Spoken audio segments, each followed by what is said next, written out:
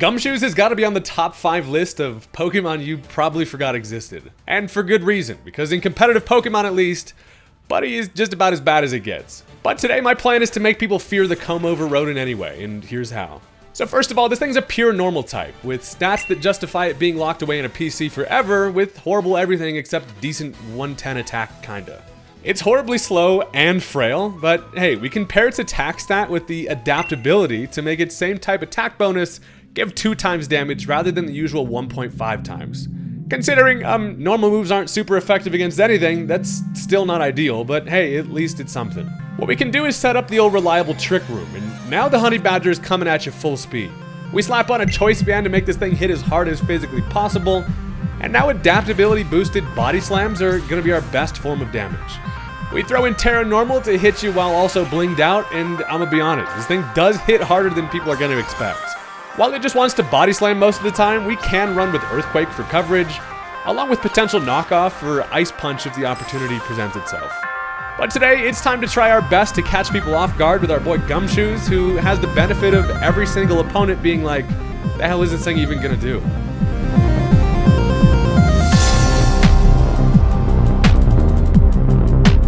So you know how they say that every Pokemon is someone's favorite? I refuse to believe that there's anybody out there that their favorite Pokemon is Gumshoos. But one thing I know for sure is that the Honey Badger don't care. Today we're gonna show some love to the Gumshoos because, I mean, this thing has probably never seen the inside of a battlefield, and I'm gonna make it destroy some stuff. If that sounds like a fun time to you, consider hitting that subscribe button. We like random Pokemon nonsense over here, and I got plenty more where this came from. So with that, let's go ahead and jump into the match. Alright, so first thing I noticed, by the way, is my opponent is working with a mono poison squad, and ordinarily that would be kind of fine, but they have all the scary poison types, and I also don't have a ground type, so, you know, I mean, not ideal. But as I lead off with a Belly Bolt, I am just a big old punching bag fella who's here to get a slow Volt Switch and try to grab myself a matchup. But it turns out the Pecha Runt woke up and chose violence early. They go for the turn 1 Nasty Plot, and as I Volt Switch, I can now decide a matchup. And while I am kind of afraid of the doubled special attack freaking Poison Berry, you know who's never been afraid of a damn thing in its entire life? My Space Spaghetti. I can go into the Deoxys defense with my base 160. While I am physical, I think I should be able to live a Shadow Ball. The moral of the story is I need the room to get tricky. If I can't get up a trick room, I'm going to be in a bad spot. But they go for the Shadow Ball. I'm talking right to the forehead. We live it, barely with 9 HP. It also turns out to be Life Orb, so that got a little closer to a kill than I kind of thought. But that does allow me to set up a Trick Room. It is also unfortunate both of my Trick Room setters are Psychic types, so, I mean, as this team relies on that, I needed to get it up. So, I can now outspeed being under Trick Room. I go for a little Spikes just to be annoying before we go down, and they do finish me off with another Shadow Ball. So, I'm not super worried about the turn 1 setup. What I do also have is Hisuian Avalugg with a potential Sturdy, so I know I can take an attack and knock it out with an Earthquake. But also, this team has a main objective of trying to get weird things to work. Specifically, something like this Fortress. Now, if you haven't seen the Fortress video, I recommend you check it out. I can go into this thing under Trick Room, and I was hoping to maybe potentially scare this thing out. I mean, they can go for a Shadow Ball, which I think I can live one, but I also need to outspeed and go for a Power Trick. That's going to go ahead and swap my attack and defense stats. And now we're looking like a much more scary Cannonball with base 140 attack. Now, unfortunately, they do stay in, obviously not wanting to waste the Nasty Plot. As they go for a Shadow Ball, I know that I could live it regardless with Sturdy also on this thing, but it does a lot. And at least now I can go full Cannonball on that ass and go for a nice little Gyro Ball. And that is going to take care of the Pecha Runt. So that's one of the scarier mons out of the way. And while I do get the Fortress going, we have 1 turn of Trick Room left, which the Galarian Slowbro could very well be unfortunate. If this thing has more than a 15 IV in speed, I will be faster than it under Trick Room, but as, you know, I'm a minus speed nature, I was hoping to maybe catch that thing off guard. Nope, it's, yeah, the slow fella gonna be slow, and then I die a watery cowabunga-ass death. So, down goes the Fortress, not gonna get a couple of kills there, but hey, we at least knocked something out with it. But as I'm running out of options, you know you're in a bad position when the Young Goose is your best switch in. Now, check this out. While this thing is designed to be slow, I can be faster than a Galarian Slowbro, and then a Choice Banded Earthquake is able to grab the most satisfying one-hit knockout ever. And if you told me this Gumshoos was going to be able to outspeed something today, I would not have believed you. But hey, look, we'll take the Gumshoos kills when we can get them. So, bad thing is Trick Room is not up, and also this weird alien monkey is a problem. Now, I know they're probably going to go for something like a Sludge Wave or a Psychic. They do go for a Sludge Wave, so second Cowabunga of the day as I go into the Slow King here. Now, My plan with this is to tank attacks, being specially defensive, and get back up my Trick Room. It's starting to feel, which has never been said before, is that Gumshoos might just be the win condition, boys. I can go for the Trick Room as they set up a nasty plot. That does make this thing scary, but at least now I can outspeed. I can go for a Scald, which is just going to get some decent chip damage. And now, after thinking some nasty nonsense, the Sludge Wave is able to knock me out, which ends up being fine, because now, with Slowking down, while I don't have the ability to set up any more Trick Room, Gumshoos is about to come in and try to take as much advantage of that as we can. And look, the Gumshoos is the detective on the case. And the case is why that monkey's about to be so dead. I can outspeed, go for the body slam, turn his ass into a pancake, and that is going to take care of the Roger from American Dad. So, at this point, look, the Gumshoos got hands behind the back, just waiting for whatever they got next. While I cannot go for an Earthquake here, one thing is for sure, look, adaptability body slam is gonna hurt some stuff. And as they bring in the Pheasantipity, this thing is, you know, looking pretty healthy. It does take a little bit of spikes, which is nice. But I figure, you know what? We're going full Gumshoos today, boys. I can bust out the Terra Normal, and if you were not blinded enough by this thing's ugliness, look, now we're blinged out here. I put the diamond on my head, increase my stab damage just a bit. And now, as I'm able to outspeed under Trick Room, check this out. Body slam that thing right out of existence. Get Thanos snapped by the freaking Honey Badger. That's going to take care of Pheasantipity, and we still have a turn of Trick Room left, which is the greatest thing ever. So, in comes the Iron Moth. You think Honey Badger is afraid of a moth? Absolutely not. They get a Quark Drive up. That is going to give it a special attack boost, which would be scary if there was no Trick Room. However, unfortunately for this moth, the last thing it's about to see in its life is a badger coming at it full speed, ready for a body slam with a diamond on its head. It's got to be quite the sight. I'm able to just straight up obviously grab a knockout with the adaptability, Terra boosted stab body slam, and that's incredibly satisfying. What is less satisfying, however, is my Trick Room runs out, which is, you know, I mean, we know we're on a timer, but as we're running through the team here, there's still about the scariest guy left, which is, of course, going to be the Sneasler. Now, I don't have the ability to really swap into anything at this point, but I figure, you know what, I'm just gonna stay in here and probably let this thing go down. But what I do have in the back as a hopeful win condition is gonna be the Hisuian Avalugg, who does still have sturdy intact, so I know I can live at least one thing. So, they go for the Terraflying, birthday party out here, puts the balloons on the head, and look, a close combat, sadly, is gonna be able to take care of the Badger. So, you know, while we do go down, it was not before we busted a complete hole in the team to hopefully open up the game for us. So, you know, I mean, sometimes the diamond's gotta break, and I'm kind of proud of the Gumshoos today. So, I have 2 Mons left. It's gonna be both the Avalugg along with the Belly Bolt. And as they do get the White Herb to activate to both give it Unburden, but also get rid of its defensive drops, I've got myself a couple of fat boys left. And honestly, considering this thing doesn't have any, like, Swords Dances up, Belly Bolt feels relatively safe here. Plus, that Terra Flying actually helps me out. Now, as they go for a Dire Claw, I was really hoping to not be put to sleep or something crazy. Luckily, we do not get, you know, put to sleep by those hands. I can then Electromorphosis right into a little Thunderbolt knockout, and that is going to take care of the Sneasler. And that's going to be the end of the game. So, oh, look, all the credit's got to go to the crazy Mongoose with the comb over. That thing kind of went crazy. One thing I can guarantee is Danny over here is not going to forget that the Gumshoos exist. They will live in fear of the next attack orchestrated by the weird early route normal type from freaking Alola. Now, this is going to bring us into the game number 2, because if you thought the Mongoose was done tearing shit up, you are mistaken, because I'm at least going to try to get it to do some more stuff. Now, also, if you've stuck around this far into the video and you're still hearing my voice, go ahead and hit that like button for me. It helps out the channel. For some reason, YouTube likes it when you click the button, and just go ahead and click it for me. Now, let's go ahead and jump into the match.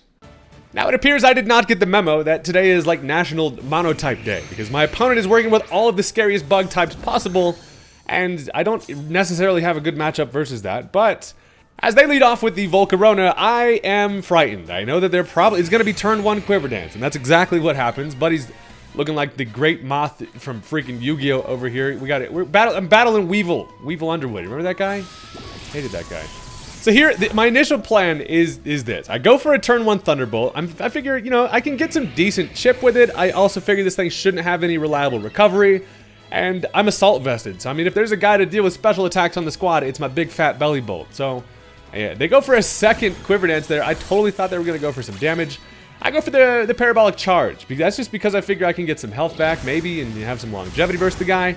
And now, after 2 Quiver Dances, they do click the flamethrower. So luckily, that does charge me up a bit. I can hit him with a charge, get some decent damage, and then I can heal a little bit back, which should allow me to take another attack, which is nice. Then I'm like, ha, your ass has been belly bolted, and I bet they didn't expect that I got that shit on. I got my vest just swagging.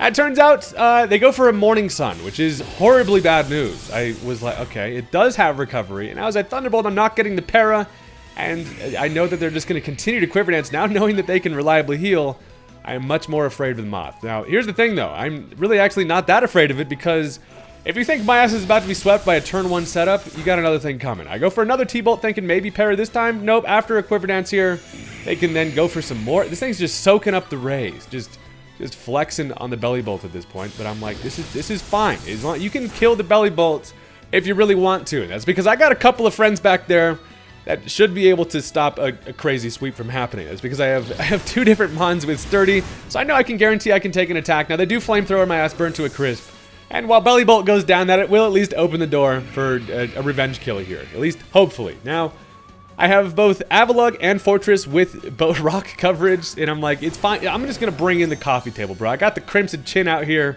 and you know this thing surely has like Giga Drain, but I can Rock Blast. Now they go for the flamethrower here. With as many Quiver Dances as this thing has, that hurts. But I do have Sturdy, because, I mean, this is about the sturdiest coffee table ever. And of course, though, they get the burn. And that is scary. First of all, luckily I don't miss the Rock Blast. But, I mean, this thing's 4 times weak to the rocks. So I throw some boulders at this thing's face. Even being burnt does not matter. That's going to take care of the Volcarona. And thank God, I mean, it was actually still a problem. But luckily, we don't get fully swept by the turn 1 Volcarona. We do, sadly, thanks to that annoying ass burn, we do go down. So just like that, we're down 2 Mons. But I mean, you know, thanks. Shout out to the Avalugg for smashing the Moth with some rocks. And now we've got ourselves a good old fashioned empty battlefield situation. And this feels like a pretty decent opportunity to go into Deoxys, who can, you know, live and attack from pretty much anything and get up some Trick Room and see if we can't get something going with our horrible sweepers in the back. So they go into Scyther, which is not the greatest matchup for Deoxys. But if you think Deoxys gives a damn about any attack, he does not. I can surely live anything and go for a Trick Room. It turns out they go for a Swords Dance. So this fellow really wants to get these bug types to sweep against me. And I mean, that's not really great. But I go for the Trick Room, which is going to make my life much easier in the back. So now I am going to be faster than everything they've got. And I know I can also live and attack here. So they go for a dual Wing Beat. And luckily for me, it touched me twice. So, you know, take that Rocky Helmet, cut your ass up. That honestly does some pretty considerable chip. But now, as I go for the teleport, the reason why we teleport here is even under Trick Room, we have negative priority. Meaning now, I can guarantee I can get in something safely after taking an attack. And Deoxys is about the damn best fella at teleporting. So, I have 2, I mean, anything I go into here is going to be faster than the Scyther. But the main objective has been to try to get the Fortress going. So I figured, you know what, might as well, this thing has a Swords Dance, but I can take an attack here and see if we can get something going. And I figure it's probably not going to be great, but I'm going to Power Trick anyway, baby. This Fortress is here to click Power Trick, and it's not great, first of all, but I do it anyway. And as they go for a dual Wing Beat, that kills me. Should I have just clicked the loaded dice Rock Blast? Absolutely, but I mean, after I give myself base 90 defense, the Swords Dance Scyther with Technician and dual Wing Beat Stab, that hurts, but I needed to try the Fortress anyway. But look, the game is far from over, and the reason why is because I've got this boy. I can go into the Gumshoos here, go ahead and sit on him, and that outspeeds and takes care of Scyther. So, you know, just like that, Gumshoos is now in a position to maybe do some stuff, but the bad thing is that they have a Fortress of their own. We got double golden snitches out here, and I can't really touch this thing with Gumshoos, but I also know that they're probably just going to click Stealth Rock anyway. And one thing I want to do is break this thing sturdy. So they do go for the Stealth Rock. Little late game rocks never hurt nobody, but it's starting to feel like, once again, Gumshoos is going to have to be my win con. If I can get up another Trick Room and also get through the freaking Fortress, we might just have an opening for this thing to go crazy. Now, as I body slam, I break the thing sturdy, but also, more importantly, it activates its red card, which forces me out, which is honestly kind of sweet, because I was like, hey, I was gonna swap out anyway. So that's perfect. Does bring me into Deoxys here. While I take some Stealth Rock, we are still alive. Arms are swinging in the twisted dimensions. I've now returned to normal. So this allows me a perfect opportunity to try to set up another Trick Room. And as they Volt Switch, we do live that, which is amazing. Now, the Fortress does get tucked in the back for later, which is bad news for Gumshoos, who basically just needs to click Adaptability Body Slams for the remainder of the game. But the one thing I do have versus the Fortress will be something like Flamethrower from the Slowking. So as they bring in the Rabombi, this little bastard is another scary thing that could set up and potentially sweep me, but at least with the Trick Room up, that puts a lot of pressure on him. So I decide now is probably Focus Sash, right? So I can go for a Psychic Noise just to break the Focus Sash, but I end up getting a crit, does over half, and while I go down to the Bug Buzz, that is going to take care of Deoxys. But hey, I got back up my Trick Room, and the Gumshoos don't step out unless the room's tricky. So I figure, you know, while they do have a swap into the Fortress here, Gumshoos still puts pressure on the Rabombi, especially considering we got that Psychic Noise off. A Body Slam will surely knock this thing out, and they definitely they swap, which, you know, is kind of expected, but that's fine. Now the bad thing is also under Trick Room, Fortress is going to be faster than Gumshoos, but while they can't really touch me that hard in return, I figure I'm just going to spam the Body Slams anyway. It doesn't, again, really do much, but we got the Fortress to about half. And while I don't know exactly what this thing wants to click here, I figure probably something like Gyro Ball. Regardless, though, Slowking can swap into this easily. And while it's also my only thing that can really do much to Fortress, because we got, for whatever reason, the freaking Slowpoke family can learn Flamethrower. I don't know what the hell it is about that, but he likes spicy food, but I'm really hoping they stay in. They do. I outspeed under Trick Room, and now we got some roasted walnuts by the fire, baby. A Flamethrower is going to take care of it. And that is extremely important, because that really might just open the game for the late game Gumshoos, boys. The Twisted Dimensions do return to normal. And sadly, I do really need that Trick Room up. But look, as they bring in Rabombi, I'm specially defensive. I should be able to take an attack here. And if I can get up a Trick Room, it might just be over, and the Gumshoos might just take control. Now they go for the Bug Buzz, which I'm able to live, which is extremely clutch. I get up my Trick Room, and now this puts me in an interesting position. Because first of all, the Slowking is meant to set up the Trick Room for others, but in this situation, I can just use it for myself. I can outspeed, and I go for the Scald to cover for a potential Terra, but that takes care of Rabombi, and now we got ourselves in a 2v2 game. So they've got the Heracross, along with the Yanmega in the back. So while the game is far from over, it's looking like there's a shot. We've got the 3 turns of Trick Room left, and I will also be faster than the Heracross here. I'm going to click the Scald thinking surely they go for a defensive Terra. They do not, and while the Scald comes through, it does do some decent chip, but they're able to finish me off with a Trailblaze. Now the speed boost obviously doesn't matter, but what does matter is that Gumshoos has never been more perfectly set up to hopefully pull this game back with the final 2 turns of Trick Room to be the most clutch thing ever. So it gets a Moxie boost, which is scary, but Gumshoos once again does not give a damn. I bring this thing in, and I will be able to outspeed here. An Adaptability Body Slam, according to my calculations, should definitely be enough to take care of it. Am I going to go for the Terra Normal anyway? Absolutely. That's to cover for just to get as much damage as I possibly can. And it's time to get iced the hell out of here. We put the Diamond on the head.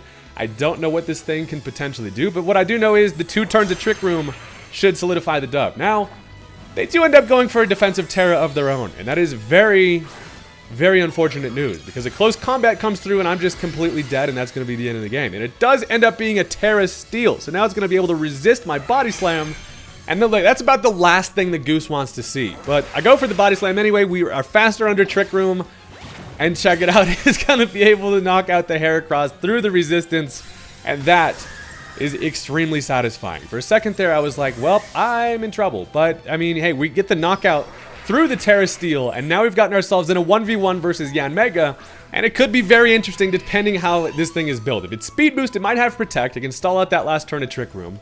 But look at, they don't have the Protect. I can outspeed, and a Body Slam with all of the boosts in the world is a clean one-hit KO through the Yanmega, who is not Focus Sashed. And the Gumshoos stonks have never been higher. We're able to clean up the game just barely, and that was actually a crazy ending there. So that is going to do it for the Diamond Mongoose shenanigans today. Had some fun with this one. Ridiculous squad, but sometimes it can work out, and nobody expects the Mongoose to do anything. But today, it actually came out pretty clutch, more than I expected. So thank you guys very much for watching. I really do appreciate all the support on the videos. Make sure to leave a like if you haven't already, and I will catch you guys next time. Peace out.